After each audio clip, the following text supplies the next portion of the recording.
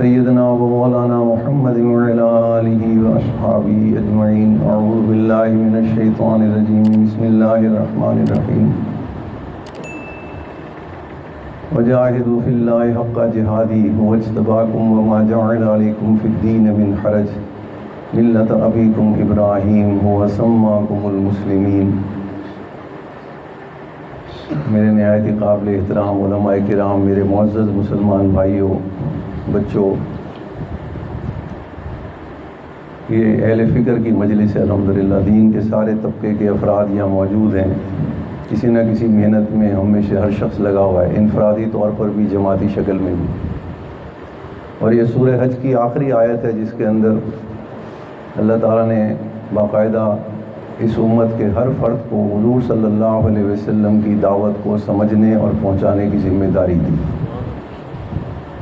لہذا اس میں کوئی شخص اس دعوت سے خالی نہیں. کسی بھی زمانے میں کوئی آدمی یہ کہے کہ یہ دعوت کا کام جو ہے یہ کسی خاص فرد کا کام ہے، کسی خاص جماعت کا کام ہے، تو یہ اب اس آیت کے بعد سے اب یہ کوئی خاص شکل اس کے اندر ترتیب نہیں دی گئی. البتہ جماعت کے اندر کوئی کام، جماعت کی صورت میں کوئی کام کیا جائے دین کا، تو اس کے اندر برکت بہت زیادہ ہوتی ہے، اس میں کوئی شک نہیں. تو یہ فقیر دو تین باتیں سمجھانے کی کوشش کرے گا اسی حوالے سے. حضور صلی اللہ علیہ وسلم جو دین لے کر کے آئے، اس کے تین حصے ہیں. حدیث جبرائیل کے اندر اس کا تفصیلی تذکرہ ہے. ایک حصے کا نام ایمان ہے، ایک حصے کا نام اسلام ہے، ایک حصے کا نام احسان ہے. علماء نے اس کی تشریح یوں فرمائی کہ دین تین چیزوں سے مل کر کے مکمل ہوتا ہے، کیونکہ حضور صلی اللہ علیہ وسلم نے حضرت جبریل امین کے واپس تشریف لے جانے کے بعد فرمایا کہ یہ جبریل امین تھے، تمہیں تمہارا دین سکھانے کے لیے آئے تھے. تو معلوم ہوا کہ دین مکمل نہیں ہوتا جب تک ایمان، اسلام اور احسان تینوں شعبوں میں سے آدمی اپنی طاقت اور قابلیت کے اعتبار سے حصہ حاصل نہ کرے. اگر صرف ایمان، تو علماء نے اس حدیث کی تشریح کی ہے علم، عمل اور اخلاص کے ساتھ عوام الناس کے لیے. کہ ایمان کا ترجمہ، کیونکہ ایمان نام ہے ماننے کا، تو ماننے کا مطلب ہے کہ کوئی چیزیں، کوئی علم آپ کو ہوگا تو اسی کو مانیں گے. اور اسلام کا مطلب ہے فرما برداری. تو فرما برداری کے لیے اعمال کی ضرورت ہے، تبھی دوسرے کو پتہ لگے گا کہ آپ کسی کا کہنا مان رہے ہیں. اور اسی طرح سے پھر یہ دونوں کام کسی ذات کو خوش کرنے کے لیے کیے جائیں، اس کو اخلاص کہتے ہیں. تو یہ تینوں چیزیں، علم، عمل اور اخلاص، تینوں چیزیں ہوں گی تو انسان کی انفرادی محنت بھی قبول ہوگی اس دنیا میں، اور اجتماعی محنت بھی قبول ہوگی. اس میں ایک بات جو فقیر سمجھانے کی کوشش کرے گا اس مجلس میں، کہ اب یہ تینوں شعبوں کی، پہلے یہ صحابہ، تابعین اور تبع تابعین کے دور کے اندر یہ شعبے الگ الگ نہیں تھے. ہر شخص جو تھا وہ اپنے دین کے تمام شعبوں کے اندر اپنے اعتبار سے قابل تھا. صحابہ تو یقیناً تھے، لیکن جیسے جیسے دوری ہوتی گئی اور دنیا کے اسباب، دنیا کے وسائل زیادہ مسلمانوں کے اوپر پھیلتے چلے گئے، پھر یہ کام انفرادی طور پر ایک شخصیت کے اندر بہت کم رہا. پھر یہ تقسیم ہو گیا جماعتوں کے اندر، لوگوں کے اندر. تو ایمان کی محنت یعنی علم کو ایک خاص شعبے نے علم پڑھنے، پڑھانے اور اگلے طبقے کو پہنچانے کی محنت شروع کر دی. اسی طرح سے اعمال کے لیے علم پڑھنے پڑھانے والوں نے بھی اعمال کی دعوت دی. عام مسلمانوں نے گھروں کے اندر اعمال کی دعوت دی، اپنے بچوں کو، اپنے رشتہ داروں کو. اور یہ اخلاص کی جو دعوت ہے یہ خاص پھر خانقاہوں کے ساتھ، اللہ والوں کے ساتھ منسلک رہی. تو یہ سفر جو ہے دین کے تینوں شعبوں کا، یہ ابھی ہمارے دور تک اس طریقے سے پہنچا. دعوت کہتے ہیں بلانے کو، اور تبلیغ کہتے ہیں پہنچانے کو، سمجھانے کو. ایسے سمجھائے کہ بات دل میں اتر جائے. تو دعوت اور تبلیغ کا مطلب یہ ہے کہ اب جو علم پڑھے گا تو وہ علم کی دعوت دے گا، علم پڑھانے کے لیے بلائے گا آپ کو. اور وہ ہم دیکھتے ہیں کہ ہمارے دور میں مدارس جو سالانہ جلسہ کرتے ہیں، تو یہ وہی دعوت و تبلیغ کی شکل ہے علم کی.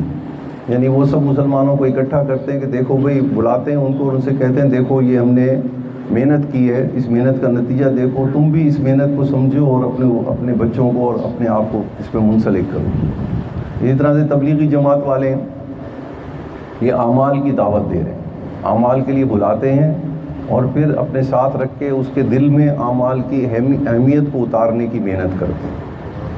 اسی طریقے سے احسان ہے، یعنی اخلاص، کہ ہر کام جو ہے وہ اللہ ہی کے لیے کیا جائے، اسی کو خوش کرنے کے لیے کیا جائے، ذاتی مفاد بیچ میں نہ ہو۔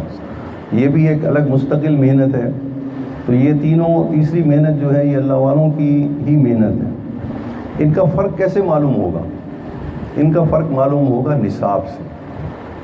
جیسے آپ نے کسی اسکول میں داخلہ لینا ہے بچے سے، کسی ٹیکنیکل کالج میں لینا ہے، تو آپ پہلے اس کا نصاب معلوم کریں گے، بھئی میں اپنے بچے کو کوئی ہنر سکھانا چاہتا ہوں، تو آپ کا کالج جو ہے یہ کس قسم کے ہنر دیتا ہے، اس کا نصاب مجھے دکھائیے۔ نصاب سے پتہ لگتا ہے کہ یہ کالج، یہ یونیورسٹی کیا پڑھائے گی آپ کے بچے کو۔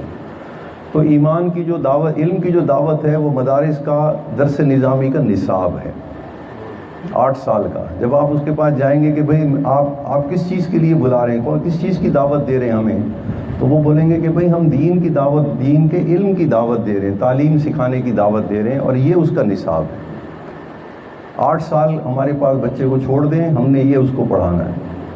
جب آپ جماعت والوں کے پاس جائیں گے تو جماعت والے بھی آپ کو بلائیں گے، گھروں سے لے کے جائیں گے، تو وہ آپ کو جب آپ ان سے پوچھیں گے بھئی میں آپ کے ساتھ رہ کر کے کس چیز پر محنت کروائیں گے، تو وہ آپ کے سامنے اپنا نصاب پیش کر دیں گے 6 نمبروں کا۔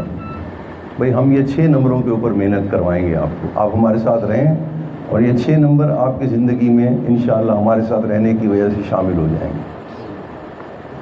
جب آپ اللہ والوں کے پاس جائیں گے، بھئی آپ کیا سکھا رہے ہیں ہمیں، تو وہ کہیں گے بھئی ہم اخلاص سکھا رہے ہیں۔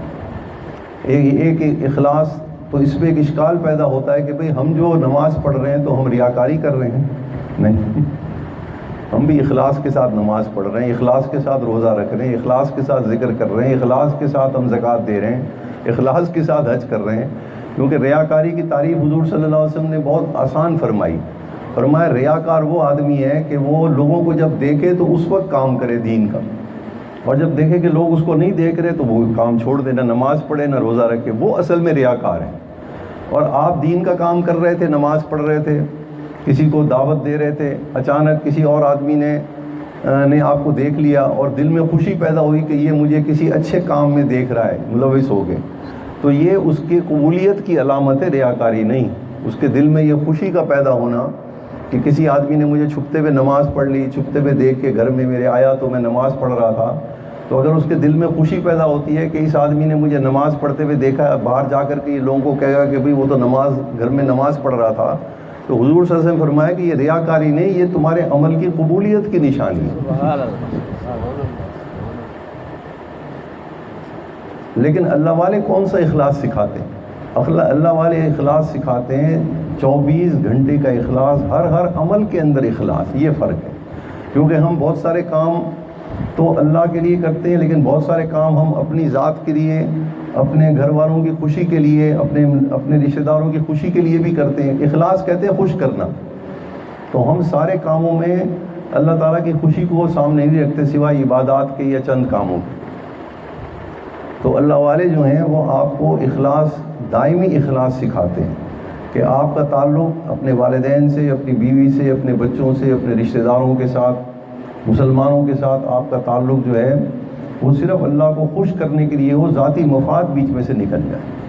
حتیٰ کہ پانی پینا بھی آپ کا اللہ کو خوش کرنے کے لیے، پیشاب پخانے کے لیے بھی آپ جائیں تو وہاں بھی اللہ کو خوش کرنے کی نیت ہو۔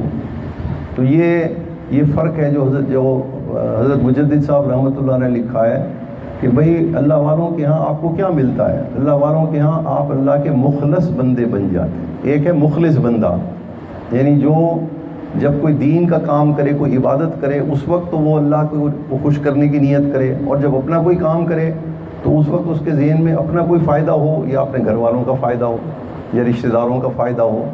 تو یہ مخلص کہتے ہیں اس آدمی کو جس کا ہر عمل ہی اللہ کو خوش کرنے والا بن جائے۔ تو اس کی محنت کا کیسے پتہ لگے گا کہ اللہ والے یہ محنت کرواتے ہیں؟ تو آپ ان سے نصاب مانگیں گے، بھئی آپ یہ اخلاص کیسے کیا طریقہ کیا ہے آپ کا اخلاص سکھانے کا؟ جیسے جماعت والوں سے آپ پوچھیں گے بھئی آپ کس چیز پر محنت کر رہے ہیں، وہ 6 نمبر پیش کر دیں گے۔ تو اللہ والے بھی آپ کو نصاب دیں گے، بھئی ہم یہ ذکر کرواتے ہیں، لیکن ہمارا ذکر جو ہے وہ صرف ذکر نہیں، یہ ذکر سے اخلاص پیدا ہوگا دائمی۔ اس لیے بہت سارے لوگ ان کی تعلیمات سے واقف نہ ہونے کی وجہ سے کہتے ہیں بھئی ذکر تو ہم خود بھی کر سکتے ہیں، ہمیں کسی اللہ والے کے ساتھ شامل ہو کے ذکر کرنے کی کیا ضرورت ہے۔ تو یہ فرق یہ فقیر سمجھانا چاہ رہا تھا کہ چونکہ اب دین کی دعوت اور تبلیغ کے شعبے الگ الگ ہو گئے، تو دعوت اور تبلیغ چونکہ اللہ تعالیٰ نے مقبولیت جو ہے وہ اعمال کے اعتبار سے تبلیغی جماعت کو اللہ نے مقبولیت عطا فرمائی، اس وجہ سے عام مسلمان کے ذہن میں یہ بات غلط فہمی بیٹھ گئی کہ بھئی دین کی دعوت اور تبلیغ جو ہے وہ اس خاص کام کے ساتھ ہے، حالانکہ ہر شعبے کی دعوت اور تبلیغ یہ ہر مسلمان کا فرض ہے۔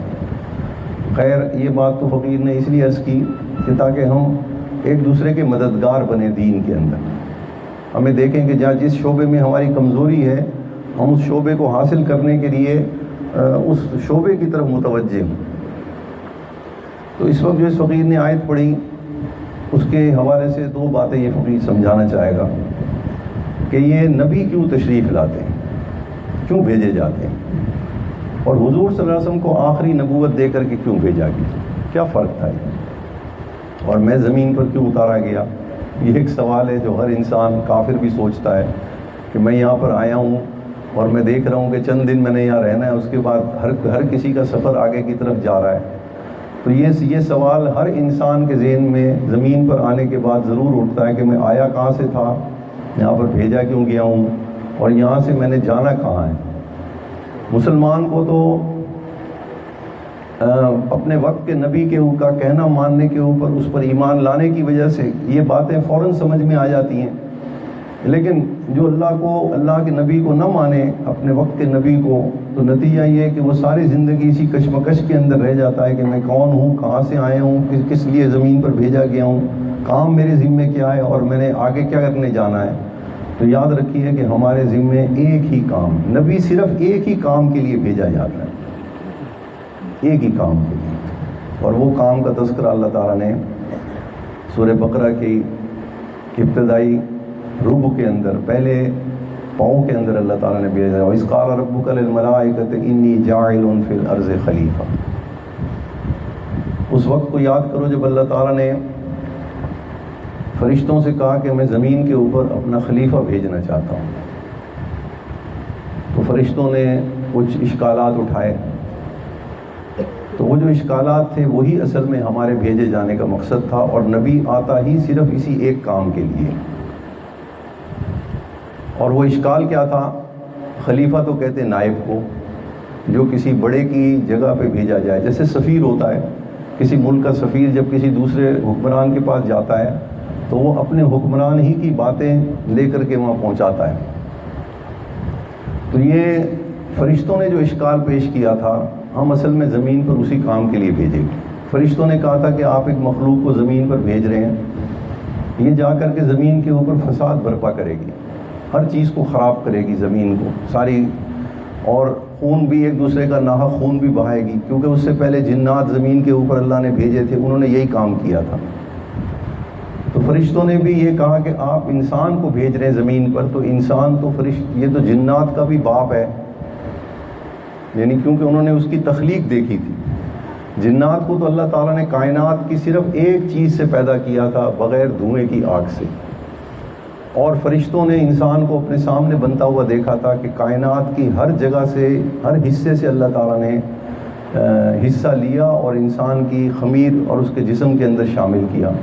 تو انہوں نے کہا کہ جو آدمی ساری کائنات کے اجزاء سے مل کے بنا ہو، اس کا تو فساد بھی بہت عالمگیر قسم کا ہوگا، یہ تو ایسا فساد برپا کرے گا کہ کوئی مخلوق اتنا فساد زمین پر برپا نہیں کر سکے گا۔ تو اللہ تعالیٰ نے اس کا جواب نہیں دیا، کیونکہ اللہ تعالیٰ نے لفظ خلیفہ کے اندر یہ بات سمجھا دی تھی کہ اگر یہ میرا بن کے رہے گا، میرا نائب بن کے اترے گا زمین کے اوپر، تو یہ فساد کو ختم کرے گا اور امن کو قائم کرے گا۔ تو ہم زمین پر ایک ہی کام کے لیے بھیجے گئے ہیں، امن قائم کرنے کے لیے۔ اس لیے آپ دیکھیں کہ یہ دین کے جو 3 شعبے ہیں، ان سب کے اندر بھی یہ بات مشترک ہے۔ جب امن سیکھیں گے کہاں سے؟ امن کس چیز سے قائم ہوگا؟ میں اپنی عقل کو استعمال کروں کہ میں پر امن زندگی کیسے گزاروں، تو اس سے تمہیں ساری زندگی اگر اپنی عقل کو، ساری دنیا کے عقل مند انسان اگر مل جائیں اور یہ غور کریں کہ ہم زمین پر پرامن رہنا چاہتے ہیں، کون سا کس طریقے سے زندگی گزاریں، تو ہم کبھی بھی انسان کی عقل اس کو امن کا رستہ نہیں دکھا سکتی۔ تو جس نے ہمیں نائب بنا کر کے بھیجا، اسی نے امن کی تعلیم اور علم بھی ہمیں دیا، جس کو ہم دینی تعلیم کہتے ہیں۔ اور دوسرا شعبہ تھا سلامتی، اسلام۔ دین کے پہلے شعبے کا نام ہے ایمان، یعنی پہلے ہم نے، اور اس کا مادہ جو ہے وہ امن ہے، یعنی امن سے ایمان نکلا۔ تو جب آپ امن کی تعلیم کو، دین کی تعلیم کو حاصل کریں گے اس نیت سے کہ یہ دین کی تعلیم کا ہر مسئلہ مجھے زمین کے اوپر پرامن رکھنے کے لیے رستہ دکھا رہا ہے، تو پھر آپ کو ایک اللہ تعالیٰ انعام دیں گے جب آپ اس کے مطابق عمل کریں گے، کہ آپ کی ذات بھی سلامت رہے گی اور آپ کی وجہ سے اس زمین کی ہر چیز سلامت رہے گی۔ اس لیے اللہ تعالیٰ نے ہمارا نام ہی مسلمان رکھ دیا۔ مسلمان کہتے ہیں اس آدمی کو جو اپنے وجود کو بھی سلامت رکھے اس زمین کے اوپر، اور اس کی وجہ سے ساری کائنات سالم رہے۔ اس آیت کے اندر اللہ تعالیٰ نے ہمارا نام مسلمان رکھا کہ یہ جو میری تعلیم کو، امن کی تعلیم کو سمجھے گا، جو حضرت آدم علیہ السلام سے جس کا سلسلہ شروع ہوا تھا اور حضرت حضور نبی کریم صلی اللہ علیہ وسلم کے اوپر آ کر کے ختم ہوا یہ سلسلہ، تو اب اس کو قائم رکھنے والے کو میں سلامت رکھوں گا، دنیا میں بھی آخرت کے اندر بھی، اور اس کی وجہ سے ساری چیزیں سالم رہیں گی۔ اور یہ سلامتی کتنی سلامتی عطا کریں گے اللہ تعالیٰ؟ ایک آدمی حضرت آدم علیہ السلام اکیلے اترے تھے یا گروہ کے ساتھ اترے تھے؟ اکیلے۔ تو جب تک وہ زمین کے اوپر اکیلے رہے اپنی زوجہ حضرت حوا علیہ السلام کے ساتھ، تو اس وقت تک ان اکیلی وہ دو جوڑے کی وجہ سے پوری کائنات اور پوری زمین سلامت رہی کہ نہیں رہی؟ تو یہی اللہ تعالیٰ نے ایک مسئلہ سمجھایا کہ اس زمین کی سلامتی کے لیے کوئی اجتماع نہیں چاہیے، جماعت کی ضرورت نہیں۔ ایک فرد بھی اگر میری بھیجی ہوئی امن کی تعلیم کو جو آسمان سے میں بھیجوں گا، اس تعلیم کے ساتھ اگر ایک فرد بھی منسلک رہا، اس تعلیم کو سمجھ کے اس کے مطابق عمل کرتا رہا، اس ایک آدمی کی وجہ سے ساری کائنات سلامت رہے گی۔ لا تقوم الساعة حتى يقال في الارض اللہ، یہ ہے میری اور آپ کی حیثیت۔ ہمیں حالات کو ٹھیک کر، اس فقیر سے سوال کیا کسی نے کہ یہ حالات دنیا کے بڑے خراب ہوئے ہیں، مسلمان جو ہیں وہ پس رہے ہیں ہر جگہ ذلت کی حالت میں، تو یہ حالات کیسے ٹھیک ہونے چاہیے؟ میں کیا کر سکتا ہوں مظلوم مسلمانوں کے لیے؟ میں نے کہا کہ آپ ایک ہی کام کریں، اپنے گھر کے اندر بیٹھتے ہوئے اپنے قد کے اوپر وہ امن کی تعلیم کو لاگو کر لیں۔ آپ پوری کائنات کے اندر اپنے وجود کے ذریعے سے امن کا نور پھیلا دیں گے۔ بس وہ تو ظلمت پھیلا رہے ہیں نا، اندھیرا پھیلا رہے ہیں، اس کے لیے کوئی جماعت کی شکل نہیں، جماعت کی ضرورت نہیں۔ ہم میں سے ہر فرد کے اندر یہ طاقت رکھی ہے اللہ تعالیٰ نے، ہر انسان کے اندر، کہ وہ اللہ تعالیٰ کی بھیجی ہوئی تعلیم جس کو دین کی تعلیم کہتے ہیں، اس تعلیم کو سمجھنے کے بعد اس کو صرف اپنے وجود کے اوپر ہی لاگو کر لے، خود بھی اس کی ذات سلامت رہے گی جب تک زمین پر رہے گا، اور اس کی وجہ سے ساری کائنات سلامت رہے گی۔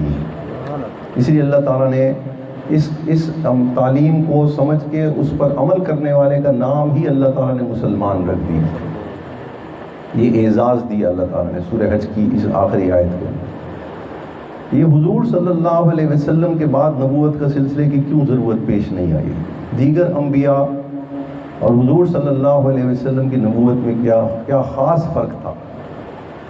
وہ فرق یہ تھا کہ حضور صلی اللہ علیہ وسلم کو جو امن کی تعلیم دی گئی وہ اتنی تفصیلی تھی کہ اس تعلیم کے اندر انسان کے سر کے بال بھی شامل تھے، پاؤں کے ناخن بھی شامل تھے اس کے وجود کے اندر، یعنی اتنی تفصیلی تعلیم تھی کہ اللہ تعالیٰ نے بتایا کہ انسان کے بال بھی فساد کا سبب بن سکتے ہیں، انسان کا چہرہ بھی فساد کا سبب بن سکتا ہے، انسان کا لباس بھی فساد کا سبب بن سکتا ہے، اس کے ناخن بھی بڑھ جائیں وہ بھی زمین کے اوپر فساد پھیلانے کا سبب بنیں گے، حضور صلی اللہ علیہ وسلم کو جو امن کی تعلیم دے کے بھیجا گیا وہ اتنی تفصیلی تھی کہ اس کا تعلق انسان کے اپنے جسم سے اور اس کے ہر عمل سے امن ہی پھوٹتا تھا.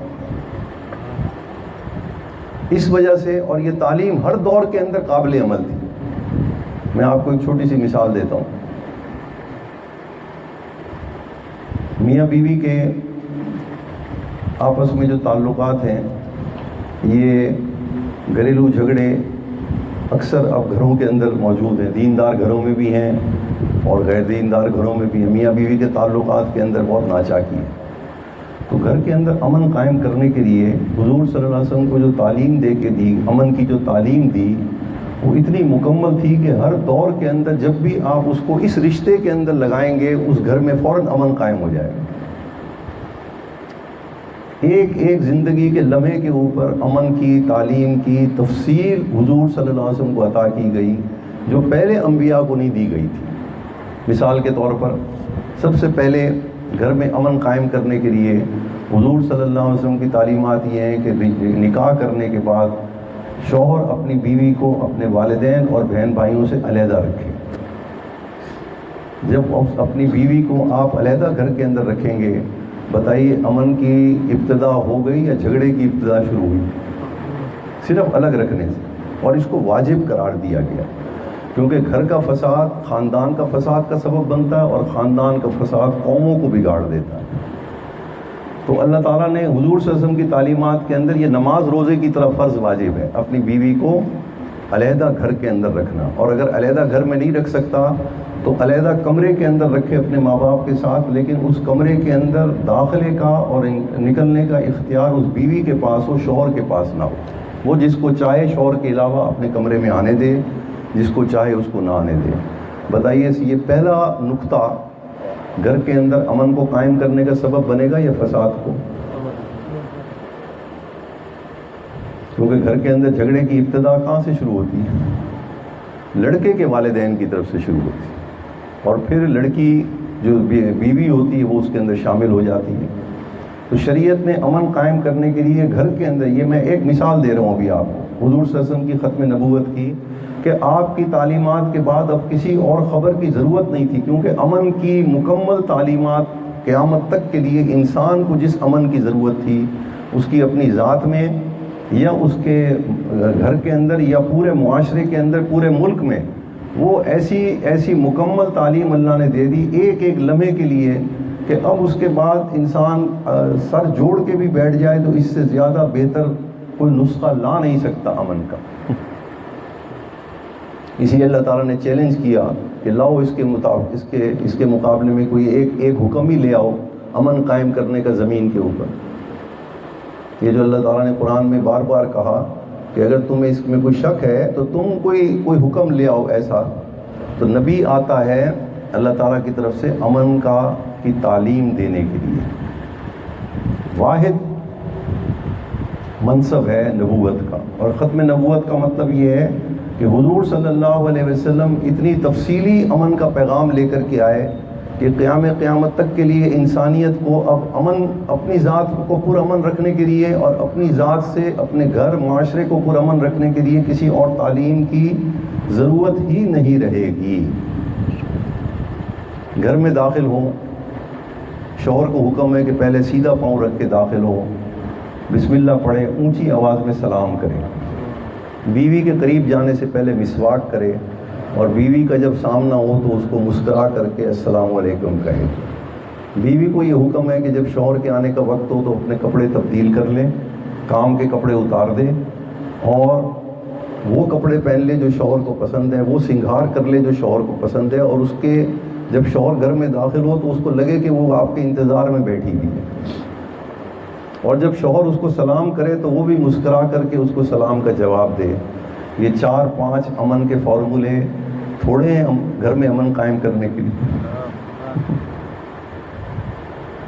پھر حضور صلی اللہ علیہ وسلم فرمایا کہ شوہر کو چاہیے کہ اپنی بیوی کے پاس بیٹھ کے، جب باہر سے آئے تو اپنی بیوی کے پاس بیٹھ کے اس کے ساتھ باتیں کرے تھوڑی دیر، کیونکہ اس کی فطرت کے اندر اللہ تعالیٰ نے یہ بات رکھی ہے کہ وہ سارے دن شوہر کا انتظار کرتی ہے، اپنے دل کا جو بھی حال ہے وہ کسی سے کہنا چاہتی ہے، اور شوہر سے زیادہ وہ کسی کو قابل اعتبار نہیں سمجھتی.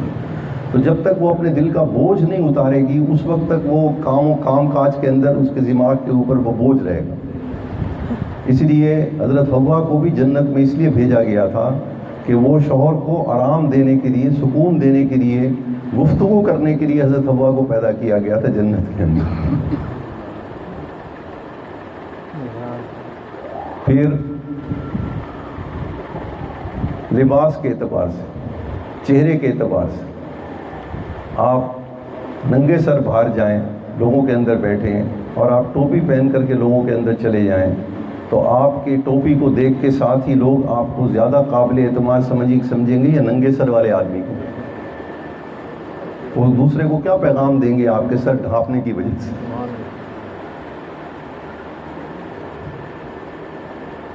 صرف ایک انسان کا چہرہ، مرد کا چہرہ اور عورت کا چہرہ اس وقت دنیا میں سب سے بڑے فساد کا سبب بنا ہو.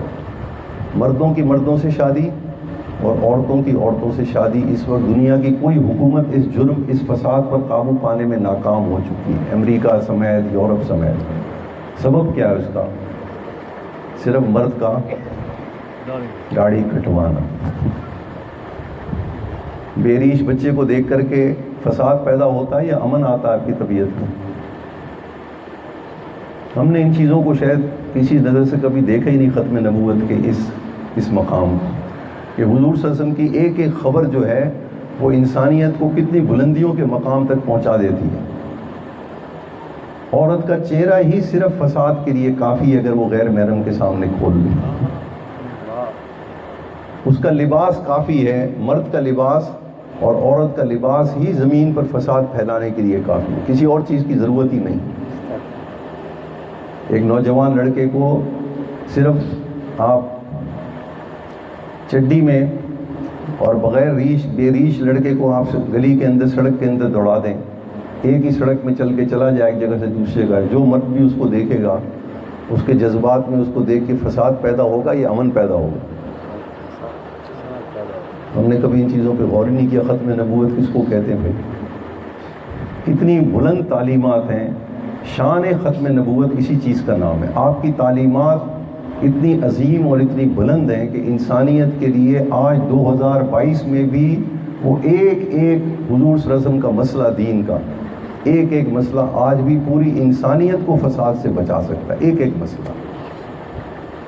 اور پھر معاشرے کے اندر فساد ختم کرنے کے لیے تو حضور صلی اللہ علیہ وسلم کی تعلیمات نے تو انتہائی نقطہ یہ بیان کر دیا کہ باوجود ہے کہ لباس کی بھی حفاظت کی جائے، چہرے کی بھی حفاظت کی جائے، اس کے باوجود مزید اپنی ذات کو پرامن رکھنے کے لیے اللہ تعالیٰ نے فرمایا کہ مردوں کو بھی چاہیے کہ جب گھر سے باہر نکلیں تو اپنی نظریں نیچی رکھیں، عورتوں کو بھی چاہیے کہ اپنی نظریں نیچی رکھیں. اس سے کوئی اور اونچے درجے کا علم ہوگا معاشرے کے اندر امن قائم کرنے کے لیے؟ یہ اس کو کہتے ہیں شان ختم نبوت. یعنی حضور صلی اللہ علیہ وسلم کی تعلیمات اتنی بلند اور عظیم ہیں کہ ایک ایک مسئلہ آپ کی تعلیمات کا، چاہے اس کا تعلق وضو سے ہو، چاہے اس کا تعلق تیمم سے ہو، چاہے اس کا تعلق غسل سے ہو، چاہے اس کا تعلق نماز سے ہو، چاہے اس کا تعلق روزے سے ہو، ایک ایک مسئلہ جو ہے وہ آپ کے زمین پہ جب تک آپ، اور اس کے نتیجے میں دنیا میں کیا ملے گا وہ بھی اللہ نے بتا دیا کہ جو آدمی میری بھیجی ہوئی تعلیمات کو سب سے زیادہ امن کی تعلیم سمجھے گا، اسی کا نام تصدیق ہے. یعنی اس تصدیق کا مطلب ہے کہ اللہ تعالیٰ کی بھیجی ہوئی تعلیم کے اوپر اتنا اعتماد کیا جائے کہ اپنے وجود کے اندر، اپنے دل و دماغ میں اس سے زیادہ سچی بات کو جگہ دینے کے لیے اس کی سوچ بھی نہ جائے کہ اس سے بھی زیادہ کوئی سچی بات ہو سکتی ہے امن کے لیے. تصدیق ہم نے نبی کی خبر کی کرنی ہے، اور نبی کی خبریں کس چیز پر مبنی ہوتی ہیں؟ امن قائم کرنے کے لیے. یاد رکھیں، انبیاء زمین کے اوپر فساد ختم کرنے کے لیے اور امن قائم کرنے کے لیے بھیجے گئے. اسی کا بدلہ آخرت کے اندر ہم نے لینا ہے. تو اس لیے جو بات یہ فقیر سمجھانا چاہ رہا ہے اس وقت اس مجلس کے اندر کہ شان ختم نبوت کا مطلب یہ ہے کہ حضور صلی اللہ علیہ وسلم کی تعلیمات اس وقت جو ہیں ان تعلیمات کو جب تک ہم اس کو اس نظر سے نہیں دیکھیں گے اس وقت تک ہم زمین کے اوپر نہ خود پرامن رہیں گے اور نہ دوسروں کو پرامن رکھ سکیں گے.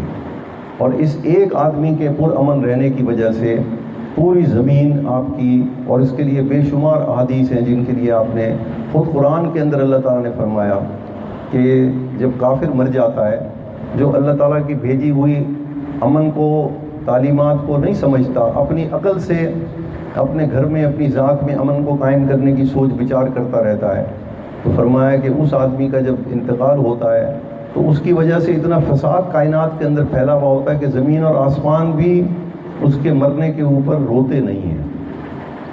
فما بکت علیم السماء والارض، قرآن کہتا ہے کہ جب کافر مر جاتا ہے نہ آسمان اس کے مرنے کے اوپر روتا ہے نہ زمین اس کے مرنے کے اوپر. تو اس کا مطلب ہوا کہ جو مسلمان ہو اور نبی کے پر ایمان لایا ہو، اس کی تعلیمات کو صرف اس نے صحیح سمجھ لیا ہو، تو اس کے مرنے کے اوپر زمین اور آسمان روتی ہوگی کہ نہیں روتی ہوگی. تو اس اعتبار سے تو میں اس نبی کی تعلیم کو امن کے لحاظ سے سب سے زیادہ سچا سمجھتے ہوئے جب اس کو اپنے وجود کے اوپر لاگو کروں گا، معاشرے میں امن قائم کرنے کے لیے ایک ہی نقطہ حضور صلی اللہ علیہ وسلم کا کافی ہے قیامت تک کے لیے. ایک ہی نقطہ، اتنی بلند خبر ہے، اتنی نبوت خبر. نبی کہتے ہیں نبی خبر لانے والے کو کہتے ہیں، رسول بھی پیغام لانے والے کو کہتے ہیں. حضور صلی اللہ علیہ وسلم کی ایک ایک خبر کے اندر اتنی بلندی ہے کہ وہ ایک خبر پورے معاشرے میں امن قائم کرنے کے لیے کافی ہے. ایک خبر. فرمایا تم میں سے مسلمان وہ ہے جو دوسرے مسلمان کو اپنی زبان اور ہاتھ سے محفوظ رکھے. بس ایک ہی تعلیم. صرف اسی کو آدمی اپنے اوپر لاگو کر لے، بتائیے کوئی فساد رہے گا معاشرے کے اندر؟ اور اگر جھگڑے تو ہوں گے، اختلافات ہوں گے مسلمانوں کے اندر بھی، لیکن فرمایا کہ 3 دن سے زیادہ کسی مسلمان کے لیے روا نہیں کہ وہ دوسرے سے کلام کرنا چھوڑ دے. اگر چھوڑ دیا اور اسی حالت میں مر گیا تو کہاں جائے گا؟ فساد کی جگہ یا امن کی جگہ؟ فساد کی. تو ہم نے حضور صلی اللہ علیہ وسلم کی تعلیمات کو اس نظر سے ہم نے دیکھا، ثواب کے اعتبار سے، گناہ ثواب کے اعتبار سے دیکھا. تو دنیا میں کیا ملے گا مجھے، وہ بھی اللہ تعالیٰ نے بتا دیا کہ جب آدمی حضور صلی اللہ علیہ وسلم کی تعلیمات کو، پیغمبر کی تعلیمات کو سچا سمجھتے ہوئے اپنے اوپر لاگو کرے گا تو اس لاگو کرنے کی وجہ سے میں نے اس کا نام ہی مسلمان رکھ دیا، یعنی وہ خود بھی سلامت ہے اور اس کی وجہ سے ساری کائنات سلامت ہے. یہ اعزاز ہے لفظ مسلمان ہمارے لیے. تو فرمایا کہ دنیا میں کیا دوں گا میں اس کو؟ 2 چیزیں ملیں گی بس. ایک خوف نہیں ہوگا اس کو اور ایک غم نہیں ہوگا. کپڑے اس کے پاس ہوں یا نہ ہوں اس کو اس کی کوئی فکر نہیں ہوگی. 3 دن اس کے فاقے کے گزر جائیں گے، اس کو کوئی غم نہیں ہوگا. مال اس کے پاس ساری زندگی نہ رہے، ساری زندگی مقروض رہے، اس کو کوئی غم نہیں ہوگا اس بات کا. 2 چیزیں، 2 انعام اس کو اللہ تعالیٰ دنیا میں دیں گے. فمن تبع ہدایا فلا خوف علیہم ولا هم یحزنون. تو یہ دونوں چیزیں جس کو مل جائیں، اس سے زیادہ پرامن بھی کوئی آدمی ہو سکتا ہے زمین پر؟ میں اس کی مثال دیا کرتا ہوں. ایک آدمی کے پاس دنیا کی سارے اسباب ہوں، مکان بھی من چاہا ہو، سواریاں بھی اپنی پسند کی ہوں، ساری چیزیں ہوں، لیکن اس کو ہمیشہ یہ خوف رہتا ہو کہ یہ میرا مال، میری عزت اور میری جان خطرے میں ہے. بتائیے وہ دنیا کی ساری آسائشیں کے ساتھ لطف اندوز ہو سکے گا؟ اور ایک وہ آدمی ہے جس کے پاس صرف کرائے کے مکان میں رہتا ہے، لیکن اس کو وہ بے فکر ہے. اس کے دروازے بھی اگر کھلے ہوں تو اس کو یہ فکر ہے کہ نہ میری جان کو خطرہ ہے، نہ میری عزت کو خطرہ ہے، نہ میری مال کو خطرہ ہے. تو وہ زیادہ پرامن زندگی گزارے گا سوچ کے اعتبار سے، یا وہ آدمی جس کے پاس سب کچھ ہو اور اس کو اپنی جان، مال اور عزت کا خطرہ ہو؟ تو میری اور آپ کی زمین پر ضرورت کیا ہے؟ خوف اور غم کا دور ہونا یا اسباب کا ہونا؟ اور ہم اسباب کو اپنی ضرورت سمجھتے ہوئے اس کو ہم پرامن زندگی سمجھتے ہیں کہ ہم ہدایت پر چلیں گے تو ہمارے لیے فلاں چیز فراخ ہو جائے گی، فلاں چیز زیادہ ملنے لگ جائے گی. اس کا وعدہ اللہ تعالیٰ، اس کا نظام اللہ تعالیٰ نے الگ رکھا ہوا ہے. ہدایت پہ چلنے کا طریقہ اللہ تعالیٰ نے قرآن مجید میں 2 ہی وعدے کیے ہیں کہ زمین کے اوپر اس کو سب سے بڑا انعام میری طرف سے یہ ملے گا کہ اس کو خوف اور غم میں اس کی ذات سے اٹھا لوں گا. اور جس آدمی کو زمین پر خوف اور غم نہ ہو، اس سے زیادہ بھی کوئی پرامن زندگی گزارے گا بتائیے زمین کے اوپر جب تک رہے گا؟ تو ہدایت کے نتائج بھی بتا دیے. اس لیے اگر کوئی آدمی یہ سمجھے کہ میری ذات کو جب تک کوئی کسی سے خوف اور غم مبتلا میں ہوں تو سمجھے کہ میں ہدایت سے کتنی دور ہوں. پہلے اپنے باطن کو محاسبہ کرے اپنا کہ میں ہدایت سے کتنی دور ہوں. اپنا محاسبہ کر کے دیکھے کہ اگر ہدایت میں کوئی کمی ہے، اس ہدایت کو جب وہ حاصل کرنے کی کوشش کرے گا تو وہ دیکھے گا کہ خود بخود وہ غم اور خوف اس کی زندگی سے نکل جائے گا. لیکن اس وقت المیہ یہ ہے، جو بات یہ فقیر سمجھانا چاہ رہا ہے کہ یہ ساری محنتیں اپنی جگہ پر ہو رہی ہیں، لیکن اس کے باوجود بھی ہماری زندگیوں میں وہ طبقہ جو دین کے ساتھ منسلک ہے، اپنی زندگی میں بھی اپنے وجود کے اوپر کو بھی دین کے مطابق گزارنے کی کوشش کر رہا ہے، کسی نہ کسی دین کی محنت کے اندر بھی لگا ہوا ہے، اس طبقے سے بھی خوف اور غم دور نہیں ہے. اس کی کیا وجہ؟ میں کچھ دن نماز پڑھتا ہوں پھر چھوڑ دیتا ہوں، میں کچھ دن دین کے کام کرتا ہوں پھر چھوڑ دیتا ہوں، میرے اندر وہ استقامت نہیں آ رہی میری زندگی کے اندر. انفرادی زندگی کی بات کر رہا ہوں. اجتماعی زندگی میں تو ہر آدمی پھر اس کے اندر ایک ہمت اور حوصلہ پیدا ہو جاتا ہے.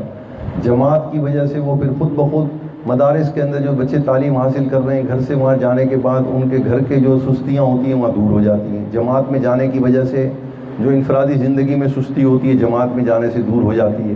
اسی طرح سے اللہ والوں کے ساتھ منسلک ہونے کی وجہ سے جو سستی ہوتی ہے انفرادی طور پر دور ہو جاتی ہے. لیکن یہ جماعت سے ہٹنے کے بعد جو ہماری زندگی کے اندر پھر ہماری تنزلی آتی ہے اور نیچے کی طرف چلے جاتے ہیں اعمال کے اندر، اس کے اندر وہ پختگی ہمیشہ قائم نہیں رہتی. اس کا سبب کیا ہے کہ ہم وہاں غافل کیوں ہو جاتے ہیں؟ حالانکہ ہم ہر چیز کو سمجھتے ہیں کہ یہ چیز ہمارے لیے بالکل ٹھیک ہے، حضور صلی اللہ علیہ وسلم کی تعلیمات بھی بالکل درست ہیں، 100% سچی ہیں. تعلیم کو ماننے کے اعتبار سے تو امتی سارے کے سارے صدیق ہیں، اور علماء ان میں سب سے بہترین طبقہ ہے صدیقین کا، کہ انہوں نے حضور صلی اللہ علیہ وسلم کی تعلیمات کو بالکل صحیح اور سچا سمجھتے ہوئے خود بھی اس پر محنت کی، حاصل کرنے کی، اور دوسرے طبقے کو پہنچانے کی بھی محنت کی. لیکن اعمال کے اعتبار سے تمام طبقات کے اندر سستی ہے. جس چیز کو وہ سچا سمجھ رہے ہیں اس چیز کے اوپر عمل کرنے سے گریز کر رہے ہیں. کیا وجہ؟ اس کو بھی تو سمجھنا ضروری ہے کہ ہمارے یہاں اس وقت جو غفلت کے اسباب ہیں ہم میں، یہ جو اتار چڑھاؤ ہماری زندگی کے اندر دین کے اعتبار سے آ رہا ہے، اس کا سبب کیا ہے؟ تو اس کا ایک ہی سبب ہے آج کے دور میں، اور وہ سبب یہ ہے کہ مسلمانوں نے اپنی عقل کے جو پیمانے تھے، یعنی اپنی عقل سے غور کرنے کے بعد مسلمانوں نے جس علم کو حاصل کیا، جس کو ہم دنیاوی تعلیم کہتے ہیں، مسلمانوں نے اس دور کے اندر دنیا کی تعلیم کو نبی کی تعلیم سے زیادہ اچھا سمجھنا شروع کر دیا. اور اس میں سارے طبقے شامل ہیں، دیندار بھی اور غیر دیندار بھی. میں آپ کو چھوٹی سی مثال دیتا ہوں. مسلمان جو دنیا کی تعلیم آج کل حاصل کر رہے ہیں، کسی بھی مضمون میں، سائنس ہو یا سوشل سائنسز ہوں، اس تعلیم کو وہ سچا سمجھ کے حاصل کر رہے ہیں یا جھوٹا سمجھ کے؟ کیوں بھائی؟ عقل، انسان کی عقل جو ہے وہ اس کو سچائی تک پہنچا سکتی ہے؟ کبھی بھی نہیں. کافر بھی اس کا اقرار تو کافر بھی کرتا ہے. جو انسان کی عقل جس علم کو جس شعبے کے اندر غور کرتی ہے، اس شعبے کے اندر جو معلومات اس کو حاصل ہوتی ہیں اس کو کہتے ہیں تشکیک. اس کو وہ شک کی نگاہ سے دیکھتا ہے. آج یہ میری تحقیق سچی ہے، ہو سکتا ہے کہ 1 مہینے کے بعد یہ میری تحقیق غلط ہو جائے. ایسا ہے کہ نہیں؟ تو جو چیز ہمیشہ شک کی نگاہ سے دیکھی جائے وہ کون سا علم ہے؟ انسان کی عقل کا علم. اس کے اندر تو ہمیشہ شک رہتا ہے یا وہ 100% سچی ہوتی ہے؟ تبھی تو اس کے اندر گنجائش رہتی ہے آگے بڑھنے کی. جو چیزیں آج سے 10 سال پہلے کتابوں میں پڑھائی جاتی تھی کسی بھی مضمون میں، اب ان کے نظریات تبدیل ہو گئے کہ نہیں ہوئے؟ تو اس کا مطلب ہے کہ اور جو علم آسمان سے اللہ تعالیٰ کی طرف سے آیا، وہ اس کی بنیاد کس چیز کے اوپر ہے؟ سچ کے اوپر. تو اس وقت سب سے نقصان کیا ہوا مسلمانوں کو کہ دین کے اعتبار سے ہم کیوں اتنی گراوٹ ہمارے اندر آ گئی کہ ہم حضور صلی اللہ علیہ وسلم کی تعلیمات کو باوجود ہے کہ علم کے اعتبار سے سچا سمجھنے کے باوجود بھی ہم اس پر عمل نہیں کر رہے، اور ہم اس کے بارے میں اتنے فکر مند بھی نہیں ہیں انفرادی زندگی میں۔ کیا وجہ ہے؟ وجہ یہ ہے کہ ہم نے اپنی عقل کے علم کو، یعنی دنیاوی تعلیم کو، ہم نے اس کو وہی درجہ دے دیا سچائی کا جو ہمیں دینا چاہیے تھا حضور صلی اللہ علیہ وسلم کی تعلیمات۔ تو جب میں دو تعلیمات کو سچا سمجھ کے حاصل کروں گا تو ان میں سے سچی تعلیم تو ایک ہی ہوگی۔ یہ تو نہیں ہو سکتا کہ دونوں تعلیمات ہی بالکل سچی ہوں، ساری کی ساری تعلیم سچی ہوں۔ یہ پہلا قدم تھا اس امت کے اندر مسلمانوں کی گراوٹ کا، اور یہ 100-150 سال پہلے شروع ہوا۔ اس سے پہلے امت اس فتنے کے اندر مبتلا نہیں تھی۔ ملیشیا سے لے کے الجزائر تک تمام مسلمان ممالک اس کے اندر مبتلا ہیں، اس فتنے کے اندر۔ دوسرے نمبر پر جب اس خطے کے اندر مسلمانوں نے دنیا کی تعلیم کو دین کی تعلیم کے برابر کا درجہ دے دیا، یعنی جو تعلیم شک کی نگاہ سے دیکھی جانی تھی اس کو انہوں نے کیا درجہ دیا؟ سچ ہونے کا، کہ یہ سچی تعلیم ہے۔ تو نتیجہ کیا ہوا کہ اس سے ان کے حضور صلی اللہ علیہ وسلم کی تصدیق کے اندر ان کے شک پیدا ہونا شروع ہو گیا، اور اس کا نقصان مسلمانوں کو یہ ہوا۔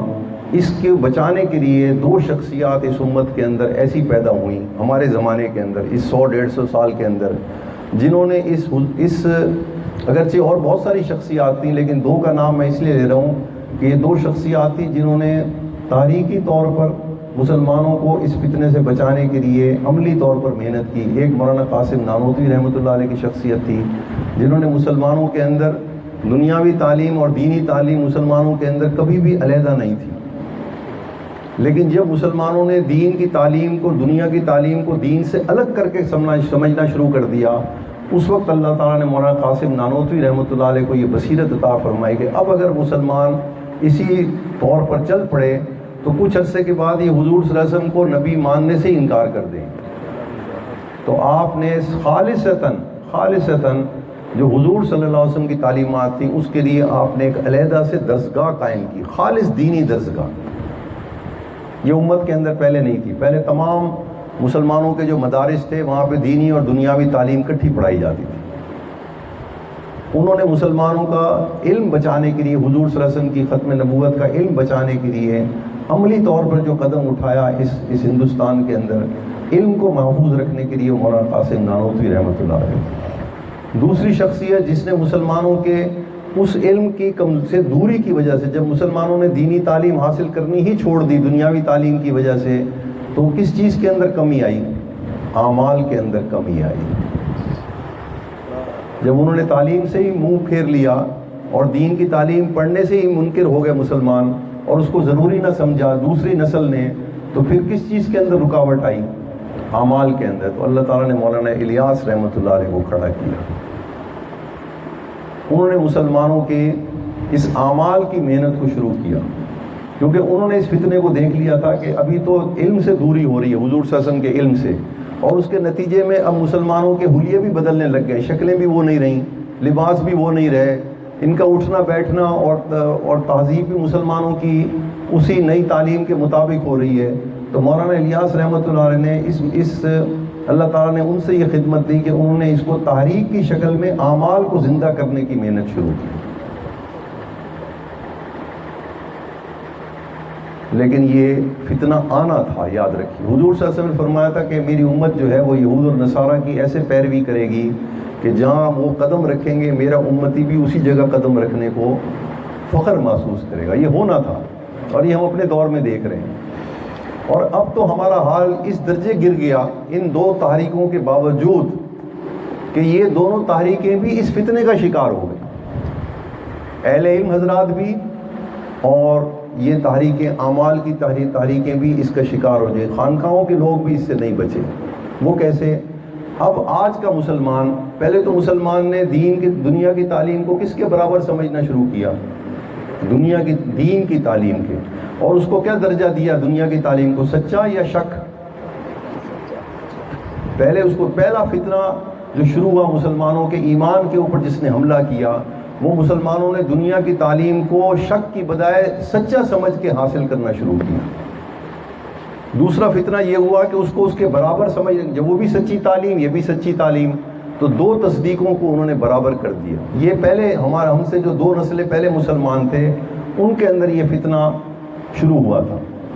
ہم تو ان تمام محنتوں کے باوجود اب ہم تو بہت زیادہ ذلت کے گڑھے میں گر گئے۔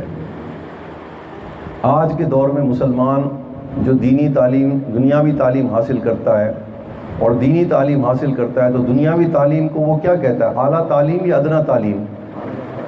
تو دینی تعلیم اس مسلمان کی نظر میں کیا ہے؟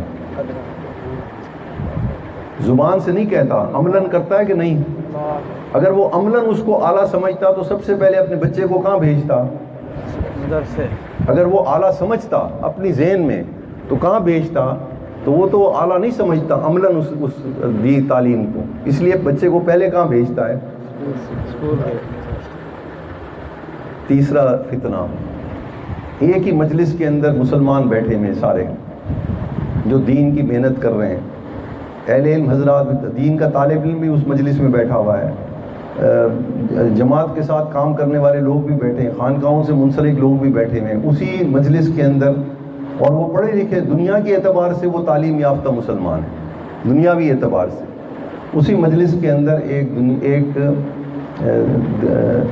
دنیاوی ایک دین کا طالب علم آ کے بیٹھتا ہے، ایک عالم آ کر کے بیٹھتا ہے، تو وہ مسلمان جو دنیاوی تعلیم پڑھا ہوا ہے لیکن دین کی محنت کر رہا ہے، وہ اس عالم کو اپنے جتنا پڑھا لکھا سمجھتا ہے یا نہیں؟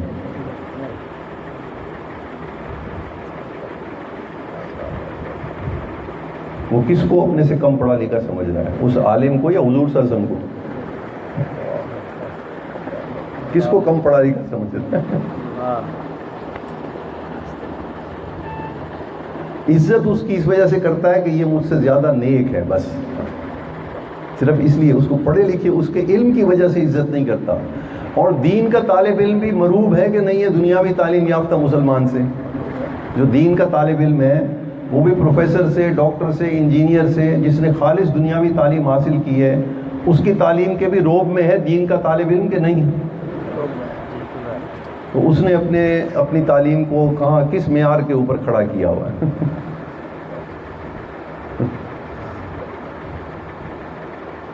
پھر کہاں سے فتوحات آئیں گی؟ ہم نے تو حضور صلی اللہ علیہ وسلم کو اپنی زندگی سے یہ مقام دیا ہے جو میں بھی آپ کو سمجھانے کی کوشش کر رہا ہوں۔ یہ ہے حضور صلی اللہ علیہ وسلم کی حیثیت میرے اور آپ کے ذہن میں۔ گراوٹ کے اسباب دیکھنے، ہم نے، شیطان نے ہماری توجہ کسی اور طرف لگا دی، میڈیا کی طرف لگا دی، ماحول کی طرف لگا دی، کسی اور تہذیب اور تمدن کے۔ یہ تہذیب مسلمانوں کے اندر اسی علم کو سچا سمجھنے کی وجہ سے آئی۔ پھر اگلی بات یہ اور فقیر سمجھانے کی کوشش کرتا ہے کہ جو مضامین ہم وہاں پڑھ رہے ہیں وہ مضامین کے دو حصے ہیں، سمجھیے اس بات کو۔ دین کی تعلیم مسلمانوں کے لیے امن قائم کرنے کے لیے آئی تھی، تو جو تعلیم مسلمانوں سے اس کے حلیے کو فساد کا سبب بنا دے،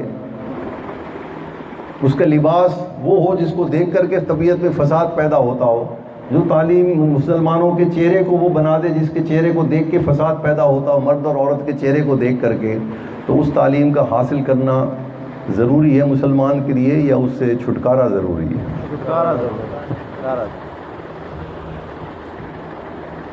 اور جو تعلیم انسانیت کے فائدے کے لیے بھی ہے بظاہر، لیکن وہ انسانیت کو نقصان پہنچا رہی ہے، انسانیت کو نقصان پہنچا رہی ہے، اس تعلیم کا اثر جو ہے، اثر اس کا نقصان پہنچا رہا ہے۔ تحقیق اپنی جگہ پر ہے لیکن اس کا اثر مسلمانوں کو نقصان پہنچا رہا ہے۔ تو اس تعلیم کے اعتبار سے بھی اس تعلیم کے بارے میں مسلمانوں کو سوچنا چاہیے کہ یہ تو انسان کو اس کی صحت کو اور اس کے کردار کو نقصان پہنچانے کا سبب بن رہا ہے۔ مجھے اس تعلیم کو صحیح سمجھ کے حاصل کرنا چاہیے یا مجھے اس کے اوپر کوئی اور نظر سے اس کو دیکھنا چاہیے؟ اس لیے اس فقیر نے یہ، میں تفصیل سمجھانے کے لیے، صرف آپ کے ایمان کو متوجہ کرنے کے لیے تفصیل عرض کیا کرتا ہوں۔ آج کے دور میں مسلمانوں کو معاشیات پڑھنی چاہیے، اکنامکس پڑھنی چاہیے، معاشیات کا نظام پڑھنی چاہیے۔ جدید تحقیق ہے نا، نئی ریسرچ ہے، پڑھنی چاہیے۔ اگر میں اس کو صحیح سمجھ کے پڑھوں گا تو حضور صلی اللہ علیہ وسلم نے انسانیت کو تجارت کے کوئی اصول نہیں سمجھائے، اس کا مطلب یہی ہے، یہی مطلب ہوا نا۔ حضور صلی اللہ علیہ وسلم کو اکنامکس آپ نے اگر سمجھائی بھی تھی تو وہ 1400 سال پہلے کی اکنامکس تھی۔ آج آپ کی نبوت کا دروازہ بند ہو گیا اکنامکس کے اوپر، اب ختم نبوت کا دروازہ اکنامکس کے لیے بند ہے۔ ویسے آپ آخری نبی ہیں، یہ سمجھانے کے لیے آپ کو اس کو متوجہ کرنے۔ اگر میں پولیٹیکل سائنس پڑھتا ہوں، آج کا سیاسی نظام پڑھتا ہوں، میرے بچہ جا کے یونیورسٹی میں سیاسیات کا مضمون پڑھتا ہے، تو پہلے کس علم کی نفی کرے گا وہ اگر اس کو سچا سمجھے گا؟ حضور صلی اللہ علیہ وسلم کے سیاسی نظام کو پہلے قابل عمل سمجھے گا یا موجودہ سیاسی نظام کو قابل عمل سمجھے گا؟ تو آپ کے سیاسی نظام کو قابل عمل اس کو آج کے دور میں اس کو قابل عمل نہیں سمجھے گا، تبھی تو جدید تحقیق پڑھے گا سیاسیات کے میدان میں۔ تو حضور صلی اللہ علیہ وسلم کی نبوت جو تھی، ختم نبوت جو تھی، وہ سیاست کا دروازہ بند ہو گیا ختم نبوت کے اوپر۔ آپ سیاست کے اعتبار سے آخری نبی نہیں رہے، یہ سمجھیے، ایک ایک جملے کو سمجھیے آپ۔ ختم نبوت ایک ایک مسئلے کا نام ہے ختم نبوت۔ مستحب بھی ختم نبوت کی خبر دے رہا ہے، سنت بھی ختم نبوت کی خبر دے رہی ہے، اور اتنی بلند ہے کہ اگر آپ ایک مستحب کے اوپر غور کرنا شروع کر دیں تو آپ اس کے اوپر کتابیں لکھ سکتے ہیں انسانیت کے لیے۔ ایک ایک مستحب کتنا پرامن اور قابل اطمینان ہے انسانیت کے لیے۔ آج کے دور میں ہمیں معاشرے کے، آج کے دور میں ہمیں قانون جو ہم پڑھ رہے ہیں، جس کو ہم لا کہتے ہیں، یہ مسلمانوں کے لیے اس قانون کو صحیح سمجھ کے پڑھنا ضروری ہے، کیونکہ قانون کس چیز کا نام ہے؟ لوگوں کے حقوق کا نام ہے نا۔ تو ہمیں لوگوں کے حقوق سمجھائے گئے۔ حضور صلی اللہ علیہ وسلم نے لوگوں کے حقوق کی خبر دی ہے یا پورے کائنات کی مخلوقات کی خبر دی ہے حقوق کی؟ پوری کائنات۔ اور میں صرف چند انسانوں کے حقوق پڑھنے والے کو اعلیٰ سمجھوں، کس سے؟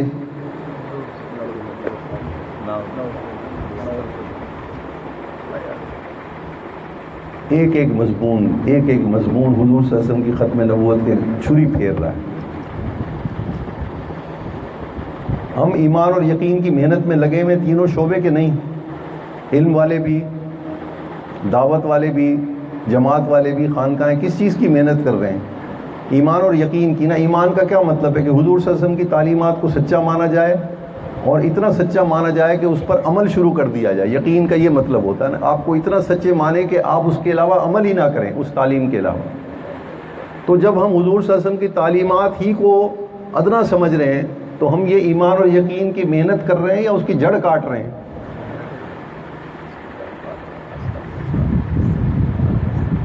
پہلے تو ایمان کی جڑ کاٹ رہے ہیں نا، یعنی جو چیزیں ماننی تھی حضور صلی اللہ علیہ وسلم کی، ان کو تو ہم یہ حیثیت دے رہے ہیں اپنی زندگی میں۔ تو یقین تو بعد کا مرحلہ ہے، پہلے تو ماننے والی محنت ہے۔ پہلے اس کو قابل عمل مانیں گے تو اس پر عمل کریں گے۔ جب ہم اس کو قابل عمل نہیں سمجھ رہے، آج کے دور میں سچے تو تھے وہ، لیکن پہلے دور کے لحاظ سے سچے تھے، آج کے دور کے لحاظ سے سچے نہیں حضور صلی اللہ علیہ وسلم کی تعلیمات۔ تو ہم نے ختم نبوت کے کتنے دروازے بند کر دیے اپنے اوپر۔ سیاست کا دروازہ بند کر دیا، تجارت کا دروازہ بند کر دیا، انسانیت مخلوق کے حقوق کا دروازہ بند کر دیا۔ اس لیے میرے بھائیوں، اس کو فتنے کو سمجھنے کی ضرورت سب سے پہلے ہے۔ اگر ہم چاہتے ہیں کہ ہم اپنے ایمان اور یقین کی محنت کو بچا لیں تو سب سے پہلے یہ دیکھنا ہے کہ کون سی چیز اس کو نقصان پہنچانے والی ہے، اس کو سمجھنا زیادہ ضروری ہے۔ ورنہ ہماری محنت ایک رخ کے اوپر ہوگی۔ اس لیے قرآن یہ افضل و ذکر کس کو فرمایا حضور صلی اللہ علیہ وسلم نے؟ لا الہ۔ تو پہلے نبوت کے جو علم ہے اس کی نفی پہلے کی گئی ہے یا پہلے اس بات کیا گیا؟ اس کا پہلے نفی کی گئی، لا الہ۔ پہلے اس تعلیم کے خلاف اللہ تعالیٰ کی طرف سے جو علم پہنچا ہے اس کے خلاف جو چیز ہے، پہلے اس کی نفی کرو گے تو پھر اللہ تعالیٰ کی بات سمجھ میں آئے گی۔ اگر دونوں کو سچا سمجھو گے، جو غلط ہے اس کو بھی سچا سمجھو گے، جو صحیح ہے اس کو بھی سچا سمجھو گے، تو اس کا حال یہی ہوگا جو اس وقت ہم مسلمانوں کا حال ہے۔ اور میں اس کو اور انداز میں بھی سمجھانے کی کوشش کرتا ہوں۔ کہ اس وقت مسلمانوں کا یہی دعوت کا سب سے بہترین ہتھیار بھی یہی ہے۔ آخری بات جو فقیر سمجھانا چاہتا ہے، یہ علم انسانوں کی عقل کا جو علم ہے، اس کو حضور صلی اللہ علیہ وسلم نے فرمایا کہ میرے اور حضرت موسیٰ علیہ السلام کے حالات ایک جیسے تھے۔ تو جو موسیٰ علیہ السلام کے زمانے میں مارکا لگا تھا، فرعون نے جادوگروں کو اکٹھا کیا تھا اور جادوگروں نے رسیاں پھینکی تھیں، تو وہ رسیاں کیا بن گئی تھیں؟ وہ حقیقی سانپ تھے یا دھوکہ تھا، شک تھا؟ تو حضرت موسیٰ علیہ السلام کے پاس اس کے مقابلے میں کیا چیز تھی؟ عصا تھا، اور وہ عصا وہ تو حق تھا نا عصا۔ تو آپ نے جب عصا پھینکا تو اس نے شکل کون سی اختیار کی؟ اژدہے والی، وہ جھوٹوں کی شکل اختیار کی۔ تو اس وقت امت محمدیہ کے پاس عصا کون سا ہے؟ قرآن مجید وہ عصا ہے، موسیٰ ہے۔ کیونکہ یہ معجزہ دیا اس امت کو اس لیے گیا تھا کہ اللہ تعالیٰ کے علم میں تھا کہ اب انسانیت گمراہ ہوگی علم کے راستے سے۔ یہ علم ان کے دل و دماغ پہ ایسا روب چھا دے گا جیسے اژدہے کو دیکھ کے روب آ جاتا ہے۔ اس وقت مسلمانوں کو چاہیے کہ عصائے موسیٰ پھینکیں، انسانوں کے علم کو، اس کا روب ختم کرنے کے لیے ختم نبوت کا علم کی چھڑی عصا اس کے اوپر پھینکیں، اس کا روب قائم کریں۔ ایک ایک مسئلہ حضور صلی اللہ علیہ وسلم کا انسانیت کے لیے قیامت تک کے لیے کافی ہے، جو بیان ہو چکا۔ اس لیے میں نے چند مثالیں ان اعمال کی دیں جن اعمال کو ہمیشہ کے لیے انسانیت کے اندر، جو ہمیشہ کے لیے انسانیت کے اندر کارگر ہیں اور انسانیت کے اندر فساد کو ختم کرنے کا سبب ہے ہر دور کے اندر۔ اور اس کے مقابلے میں اب اسی وجہ سے جب ہم نے حضور صلی اللہ علیہ وسلم کی تعلیمات کو ادنا سمجھنا شروع کر دیا تو ہم نے اس کو قابل عمل نہ سمجھتے ہوئے اس کو اپنی زندگی سے نکال بھی دیا۔ اس لیے ہماری نظر میں مسلمان کی وہ حیثیت ہے جو حضور صلی اللہ علیہ وسلم نے بیان کی تھی۔ 3 دن کی گنجائش ہے، وہ بھی غیر رشتہ دار سے۔ رشتہ دار کے ساتھ تو ایک لمحے کی بھی گنجائش نہیں ہے کہ اس سے قطع تعلق کیا جائے۔ ہاں، اگر اس نے آپ کا نقصان کیا، مالی نقصان کیا ہے، تو آپ اس کے لیے پنچایت بلائیں، اس سے آئندہ لین دین نہ کریں، لیکن اس کے حقوق تو ضائع ہوتے ہیں، حقوق سلب ہو جائیں گے اس سے۔ اگر کسی مسلمان نے آپ کو نقصان پہنچایا تو اس کے حقوق، جو 5 حقوق بیان کیے وہ ختم ہو جائیں گے اس سے۔ اللہ تعالیٰ ہمیں یہ بات سمجھانے کی توفیق عطا فرمائے۔ اس لیے ذلت سے نکلنے کا سبب یہ ہے، ہم سب کو تو صحیح نہیں کر سکتے، اپنے آپ کو تو کم از کم صحیح کر لیں، اپنی سوچ کو تو درست کر لیں۔ اگر ہم نے یہی کام کر لیا تو میں نے پہلے عرض کیا کہ ہم میں سے ایک فرد بھی پوری کائنات کے لیے کافی ہے، پوری کائنات کے لیے ایک انسان کافی ہے۔ اتنی زبردست اللہ تعالیٰ نے مخلوق بنائی ہے، اپنا نیابت اس کو عطا کی ہے کہ صرف وہ اللہ تعالیٰ کے